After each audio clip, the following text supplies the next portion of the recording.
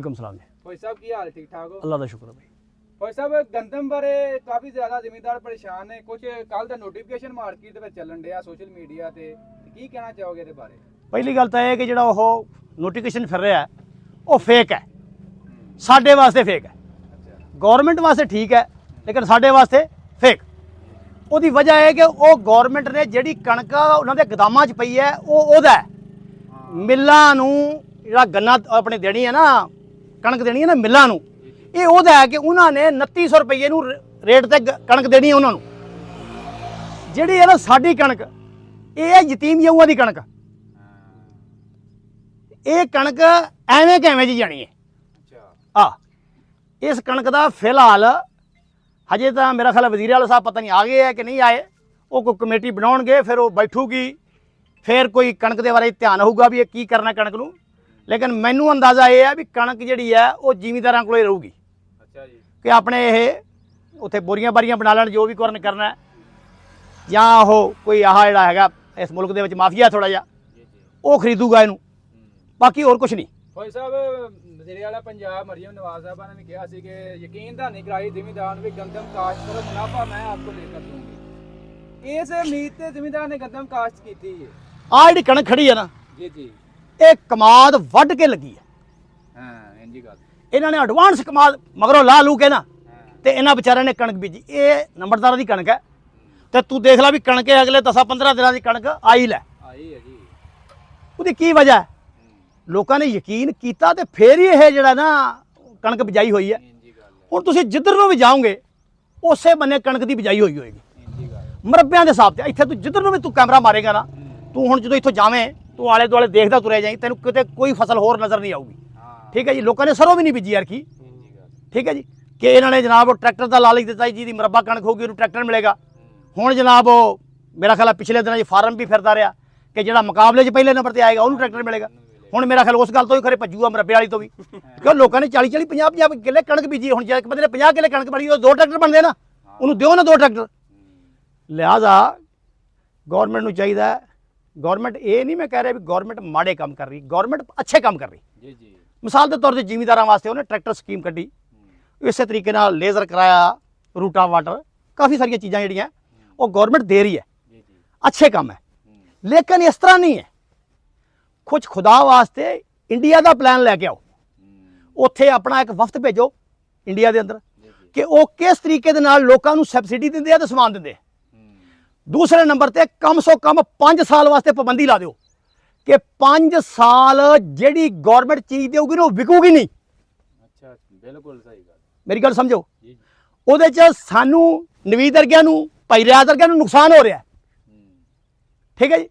5 ਸਾਲ ਕੀ ਕਰੋ, ਲੋਕਾਂ ਕੋਲ 4-4 ਟਰੈਕਟਰ ਤੇ ਪਹਿਲੋਂ ਹੈ, ਫਿਰ ਉਹਨਾਂ ਨੂੰ ਟਰੈਕਟਰ ਦੇ ਦੇਣੇ ਤੁਸੀਂ।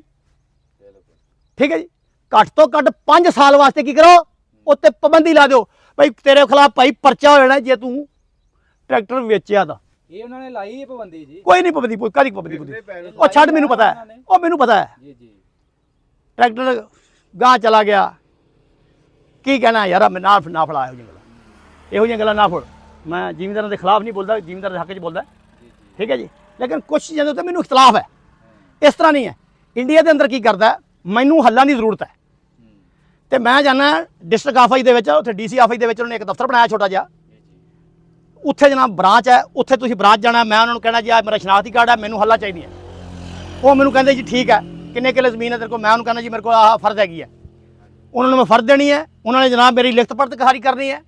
ਉਹਨਾਂ ਨੇ ਮੈਨੂੰ ਜਿਹੜਾ 25% ਸਬਸਿਡੀ ਦਿੱਤੀ ਹੈ ਜਾਂ 20% ਦਿੱਤੀ ਹੈ, 10% ਦਿੱਤੀ, ਜਿੰਨੀ ਵੀ ਸਬਸਿਡੀ ਦਿੱਤੀ, ਉਹ ਜਿੰਨੀ ਗਵਰਨਮੈਂਟ ਦੇ ਵਿੱਚ ਹਿੰਮਤ ਹੁੰਦੀ ਹੈ ਉਹ ਉੱਥੇ ਸਬਸਿਡੀ ਮੈਨੂੰ ਦੇਤੀ ਉਹਨਾਂ ਨੇ। ਮੈਨੂੰ ਉਹਨਾਂ ਨੇ ਕਿਹਾ ਤੂੰ ਕਿੱਥੋਂ ਲੈਣੀ ਹੈ? ਮੈਂ ਉਹਨੂੰ ਕਿਹਾ ਜੀ ਮੈਂ ਭਾਈ ਰਿਆਜ਼ ਕੋਲੋਂ ਲੈਣੀ ਹੈ। ਉਹਨਾਂ ਨੇ ਮੈਨੂੰ ਡਾਕੂਮੈਂਟ ਤਿਆਰ ਕਰਕੇ ਦਿੱਤੇ। ਉਹਨਾਂ ਨੇ ਕਿਹਾ ਭਾਈ ਰਿਆਜ਼ ਕੋਲ ਚਲਾ ਜਾ। ਤੇ ਮੈਂ ਆਪਣੇ ਜਿਹੜੇ ਪੈਸੇ ਸੀਗੇ ਉਹ ਬੈਂਕ 'ਚ ਜਮ੍ਹਾਂ ਕਰਾਏ, ਸਲਿੱਪ ਨਾਲ ਲਾਈ, ਉਹ ਗਵਰਨਮੈਂਟ ਨੇ ਉਧਰ ਕਰਤੀ। ਗਵਰਨਮੈਂਟ ਨੇ ਜਨਾਬ ਉਹਨਾਂ ਨੂੰ ਚੈੱਕ ਦੇ ਦਿੱਤਾ ਕਿ ਲਓ ਜਨਾਬ ਤੁਸੀਂ ਤੁਹਾਡੇ ਵੱਲ ਪੈਸੇ ਚਲੇ ਗਏ। ਜਿਸ ਬੰਦੇ ਨੂੰ ਜਿਹੜੀ ਚੀਜ਼ ਦੀ ਜ਼ਰੂਰਤ ਹੋਵੇ ਉਹਨੂੰ ਉਹ ਦਿਓ। ਮੈਨੂੰ ਕਿਰਾਏ ਦੀ ਜ਼ਰੂਰਤ ਨਹੀਂ, ਮੇਰਾ ਕਿਰਾਇਆ ਨਿਕਲਿਆ, ਮੈਂ ਕੀ ਕਰਨਾ ਕਿਰਾਇਆ? ਮੇਰੀ ਗੱਲ ਸਮਝ ਆਉਂਦੀ ਹੈ? ਮੈਨੂੰ ਚਾਪਰ ਦੀ ਜ਼ਰੂਰਤ ਨਹੀਂ ਹੈ, ਮੇਰਾ ਚਾਪਰ ਨਿਕਲਿਆ ਹੋਵੇ, ਮੈਂ ਚਾਪਰ ਕੀ ਕਰਨਾ? ਮੇਰੇ ਕੋਲ ਗਾਜੀ ਟਰੈਕਟਰ, ਮੈਂ ਚਾਪਰ ਨੂੰ ਕੀ ਕਰਨਾ ਹੈ? ਇਹਨਾਂ ਚੀਜ਼ਾਂ ਨੂੰ ਪਹਿਲਾਂ ਸਮਝੋ। ਮੈਨੂੰ ਹੱਲਾਂ ਦੀ ਜ਼ਰੂਰਤ ਹੈ ਕਿ ਮੈਂ ਹੱਲਾਂ ਵਾਸਤੇ ਖੁਦ ਚੱਲ ਕੇ ਜਾਵਾਂ ਉੱਥੇ। ਪੰਜਾਬ ਬੈਂਕ ਨੂੰ ਕਹੋ ਵੀ ਉਹਦੇ ਨਾਲ ਉਹਨਾਂ ਨਾਲ ਰਾਬਤੇ 'ਚ ਹੋ ਜਾਣ।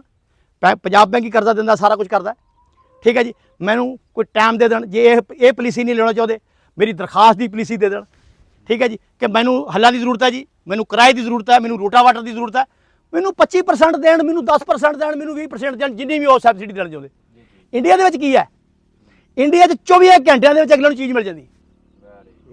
ਕਿਉਂ ਮਿਲਦੀ ਹੈ ਯਾਰ? ਬਾਕੀ ਚੀਜ਼ਾਂ ਤੁਸੀਂ ਬਾਹਰੋਂ ਸਿੱਖ ਲੈਣੇ ਆ ਤੇ ਇਹ ਨਹੀਂ ਸਿੱਖ ਸਕਦੇ। ਜ਼ਿਮੀਂਦਾਰੀ ਦਾ ਕੁਝ ਨਹੀਂ ਸਿੱਖ ਸਕਦੇ ਤੁਸੀਂ ਖੁਦਾ ਵਾਸਤੇ, ਠੀਕ ਹੈ ਜੀ। ਜਿੰਨੇ ਅਰਬ ਰੁਪਈਆ ਤੁਸੀਂ ਸਬਸਿਡੀ ਦਿੱਤੀ ਹੈ ਅੱਗੇ, ਠੀਕ ਹੈ ਜੀ, ਅੱਛਾ ਕੰਮ ਕੀਤਾ ਤੁਸੀਂ। 9,500 ਟਰੈਕਟਰ ਦਿੱਤਾ ਲੋਕਾਂ ਨੂੰ, ਲੋਕਾਂ ਦੇ ਘਰਾਂ 'ਚ ਗਿਆ, ਲੇਕਿਨ ਉਹਨਾਂ ਦਾ ਵੀ ਗਿਆ ਜਿਨ੍ਹਾਂ ਦੇ ਕੋਲ ਦੋ ਪਹਿਲਾਂ ਵੀ ਹੈਗੇ ਆ। ਇੰਜੀ ਗੱਲ ਹੈ, ਇਹ ਵੀ ਛਾਣਬੀਨ ਕਰਨੀ ਚਾਹੀਦੀ ਵੀ ਜਿਹਦੇ ਕੋਲ ਪਹਿਲਾਂ ਹੈ ਉਹਦੇ ਕੋਲ ਪਹੁੰਚ ਗਿਆ, ਉਹਦੇ ਕੋਲ ਪਹੁੰਚ ਗਿਆ, ਠੀਕ ਹੈ ਜੀ। ਦੂਸਰੇ ਨੰਬਰ ਤੇ ਇੱਕ ਹਕੂਮਤ ਪੰਜਾਬ ਨੂੰ ਮੇਰੀ ਰਿਕੁਐਸਟ ਵੀ ਹੈ, ਕੀ ਪਤਾ ਆਵਾਜ਼ ਪਹੁੰਚ ਜਾਵੇ, ਪਰ ਔਖੀ ਜੀ ਗੱਲ ਹੈ, ਪਹੁੰਚਦੀ ਨਹੀਂ ਹੁੰਦੀ ਛੇਤੀ ਦਾ। ਚਲ ਕੀ ਪਤਾ ਪਹੁੰਚ ਜਾਵੇ ਕਿ ਆ ਜਿਹੜਾ ਹੈਗਾ ਨਾ ਗੱਡੀਆਂ ਵਾਲਾ ਸਿਸਟਮ, ਖਾਸ ਕਰ ਟਰੈਕਟਰਾਂ ਵਾਲਾ, ਇਹਨੂੰ ਵਨ ਸੈਟਰ ਕਰੋ। ਆਹ ਬਾਇਓਮੈਟ੍ਰਿਕ ਜਿਹੜਾ ਕਾਗਜ਼ ਸਾਡੇ ਕੋਲੇ ਹੈਗੇ ਆ, ਫਾਈਲਾਂ ਸਾਡੇ ਕੋਲੇ ਆ, ਕਾਪੀਆਂ ਸਾਡੇ ਕੋਲੇ ਆ, ਤੇ ਟਰੈਕਟਰ ਕਿਸੇ ਹੋਰ ਦੇ ਨਾਂ ਤੇ ਆ। ਲਿਹਾਜ਼ਾ ਉਹ ਮਾਲਕ ਕਈ ਮਰ ਗਏ ਆ।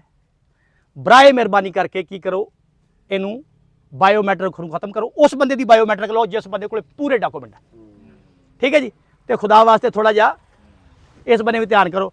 ਕੋਈ ਛਿੱਲੜ ਵੀ ਚਾਰ ਆਉਣਗੇ ਇਹਨਾਂ ਨੂੰ, ਠੀਕ ਹੈ ਜੀ। ਜਿੱਥੇ ਉਹਦੀ ਫੀਸ ਰੱਖਣੀ ਹੈ ਤੁਸੀਂ 10,000 ਰੱਖਣੀ ਹੈ ਤੇ 20,000 ਰੱਖ ਦਿਓ, 30,000 ਰੱਖ ਦਿਓ, 40 ਰੱਖ ਦਿਓ, 50 ਰੱਖ ਦਿਓ, ਜਿੰਨੇ ਮਰਜ਼ੀ ਰੱਖੋ, ਫੀਸ ਰੱਖੋ ਉਹਦੀ। ਲਿਹਾਜ਼ਾ ਲੋਕੀ ਜਿਹੜਾ ਉਹ ਆਪਣੇ ਟਰੈਕਟਰ ਟਰੂਕਟਰ ਆਪਣੇ ਨਾ ਕਰਾਉਣ। ਬਾਕੀ ਫੌਜੀ ਸਾਹਿਬ ਆਪਾਂ ਗੱਲ ਕਰਨੀ ਹੈ ਮੇਨ ਆਈਏ ਗੰਦਮ ਦੇ ਉੱਤੇ। ਪਿਛਲੇ ਸਾਲ ਨਾਲ ਅਸੀਂ ਕੰਪੇਅਰ ਕਰੀਏ ਤੇ ਇਸ ਸਾਲ ਕੀ ਤੁਹਾਡੀ ਸੂਰਤ ਆ, ਤੁਹਾਨੂੰ ਕੀ ਨਜ਼ਰ ਆ ਰਿਹਾ? ਕੋਈ ਰੇਟ ਮਿਲੇਗਾ, ਕੋਈ ਬਿਹਤਰੀ ਹੋਏਗੀ ਜ਼ਿਮੀਂਦਾਰਾਂ ਵਾਸਤੇ ਕਿ ਜੋ ਇਹਨਾਂ ਨੂੰ ਲੋਲੀਪੌਪ ਦਿੱਤਾ ਗਿਆ ਵਾ, ਜੋ ਇਹਨਾਂ ਨਾਲ ਵਾਅਦੇ ਕੀਤੇ ਗਏ ਨੇ ਪੂਰੇ ਹੁੰਦੇ ਨਜ਼ਰ ਆ ਰਹੇ ਨੇ? ਕੀ ਤੁਹਾਡੇ ਬੜੇ ਅਸਲ 'ਚ ਨਾ ਕੁਛ ਚੀਜ਼ਾਂ ਪਿੱਛੇ ਕੋਈ ਵੀ ਚੀਜ਼ ਜਿਹੜੀ ਹੈ ਨਾ ਉਹ ਦਲੀਲ ਤੇ ਲਈ ਜਾਂਦੀ ਹੈ। ਮਿਸਾਲ ਦੇ ਤੌਰ ਤੇ ਅਸੀਂ ਗੰਨੇ ਦੀ ਦਲੀਲ ਦੇ ਸਕਦੇ ਕਿ ਗੰਨੇ ਨਾਲ ਕੀ ਹੋਇਆ। ਗੰਨਾ ਪਹਿਲਾਂ 300, 350, 400, ਆਖਰੀ 3 ਦਿਨ 700 ਨੂੰ ਗੰਨਾ ਵੀ ਵਿਕਿਆ, 500 ਨੂੰ ਗੰਨਾ ਵੀ ਵਿਕਿਆ। ਲੇਕਿਨ ਆਖਰੀ ਹਫਤਾ ਜਿਹੜਾ 500 ਨੂੰ ਵਿਕਿਆ, ਆਖਰੀ ਹਫਤਾ ਇਦਾਂ ਹੀ ਹੈ ਭਾਈ ਨਵੀਦ, ਤੇ ਆਖਰੀ 3 ਦਿਨ ਗੰਨਾ ਕਿੰਨੇ ਦਾ ਵਿਕਿਆ? 700 ਨੂੰ ਕੁਛ ਮਿੱਲਾਂ ਦੇ ਵਿੱਚ। ਅੱਛਾ ਜੀ, ਉਹ ਹੋ ਗਿਆ। ਕਈਆਂ ਨੂੰ ਤਾਂ ਚੀਨੀ ਚਕਾਤੀ ਵੀ ਲੈ ਜਾਓ ਚੱਕ, ਠੀਕ ਹੈ, ਚਲੋ ਚੀਨੀ ਦਿੱਤੀ, ਜੋ ਵੀ ਕੋਈ ਦਿੱਤਾ। ਹੁਣ ਚੀਨੀ ਦਾ ਅਫੜਾ ਤਫੜੀ ਪੈ ਗਈ ਚੀਨੀ ਦੀ। ਚੀਨੀ 35-40 ਰੁਪਏ ਯਕਦਮ ਕਿਉਂ ਚੜ ਗਈ? ਇਸ ਸਾਲ ਤਾਂ ਚੀਨੀ ਨਹੀਂ ਚੜਨੀ ਚਾਹੀਦੀ ਨਾ, ਚੀਨੀ ਅਗਲੇ ਸਾਲ ਜਾ ਕੇ ਚੜਨੀ ਚਾਹੀਦੀ। ਅਗਲੇ ਸਾਲ ਜਦੋਂ ਕ੍ਰੈਸ਼ਿੰਗ ਕਰੋ ਤੁਸੀਂ, ਉਦੋਂ ਤੁਸੀਂ ਚੀਨੀ ਦਾ ਰੇਟ ਦੇ ਦਿਓ ਬਈ ਚੀਨੀ ਭਾਈ ਗਾਂ ਇੰਨਾ ਹੋਊਗੀ ਤੇ ਗੰਨਾ ਇੰਨਾ ਹੋਊਗਾ। ਗੰਨਾ 300 ਨੂੰ ਖਰੀਦਿਆ ਤੇ ਚੀਨੀ ਜਨਾਬ ਕਿਉਂ 80 ਨੂੰ ਚਲੀ ਗਈ? ਹੁਣ ਮਿੱਟੀ ਪਾਓ ਪ੍ਰੋਗਰਾਮ ਸ਼ੁਰੂ ਹੈ, ਠੀਕ ਹੈ ਜੀ। ਹੁਣ ਮਿੱਟੀ ਪਾਓ ਹੋਊਗੀ, ਕਮੇਟੀ ਬਣ ਜੂਗੀ, ਫਿਰ ਜਨਾਬ ਉੱਤੇ ਮਿੱਟੀ ਪੈ ਜੂਗੀ ਮਹੀਨੇ 2